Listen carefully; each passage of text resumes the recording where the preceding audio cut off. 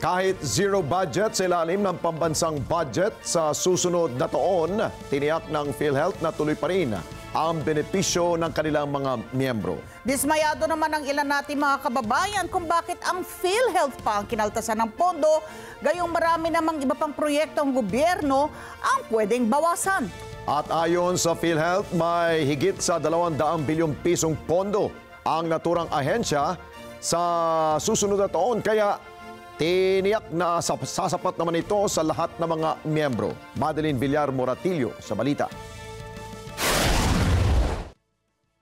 Masama ang loob ni Mang Romy matapos mapanood ang balita na walang ibinigay na pondo ang Kongreso para sa subsidy sa Philippine Health Insurance Corporation sa 2025. Mahihirap lang doon makakawawa nun Ang dami namang proyekto na dapat kaltasan dyan, di ba? Opo. Bata man sa PhilHealth. Mahihirap pag may PhilHealth ka sa sa ospital, asikasuhin. Paano pa kaya? Pag wala na. Pangamba niya, paano kung maubusan ng pondo ang PhilHealth? Yung sa tatay ko, kasi yung hospital yung tatay ko, di na kailangan naman sa labas kapag available sa loob ng ospital. Dahil sa PhilHealth Dahil sa PhilHealth. Malaking bagay talaga ang PhilHealth.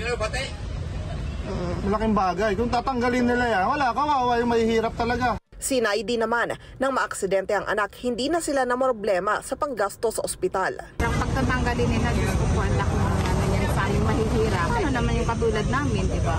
Pangamba ni Grace, mga mahihirap ang tiyak apektado rito.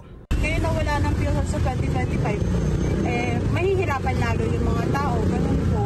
So dapat po, kung ganun yung ginawa nila, walang budget, alisin na lang po yung PhilHealth siguro sa mga ibabawas po sa sahod ng taong bayan. Pagtiyak naman ni Health Secretary Ted Herbosa, chairperson ng board ng PhilHealth, kaya pa rin tustusan ng PhilHealth ang benepisyo ng mga miyembro kahit pa mga indirect contributors. Git ni Herbosa, ang nawala lang naman ay ang subsidiya ng gobyerno. Yung kaya-kaya bayaran ng PhilHealth, yung 80 billion na subsidy ng mga indirect.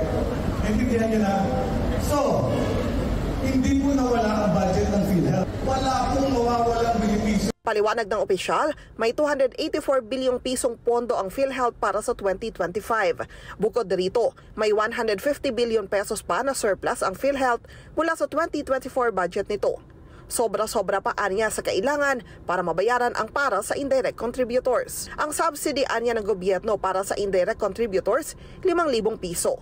Kaya kung may 16 na milyong indirect members, kakayanin anya ito ng PhilHealth. Madeline Villar Moratillo para sa Mata ng Agila. Matatag, matapang, matapat. Maraming salamat sa inyo pong pagsubaybay sa Mata ng Agila Primetime. Para malaman ang matatag, matapang at matapat na mga balita, i-follow lamang at mag-subscribe sa @Net25 TV.